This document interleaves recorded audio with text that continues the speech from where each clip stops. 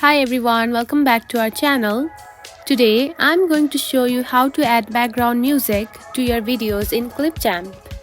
It's super simple and you don't need to be a pro to do it. So let's jump right in. First of all, find the Clipchamp app on your home screen. Now open it. Now tap on to new video and select the video that you want to edit in your gallery. Now to add the background music, here you can find the audio option, tap on it, tap on to music. Now from here you can find a lot of background music that you can add to your video. Tap on to the plus sign button. Now the music will be added on your video in no time.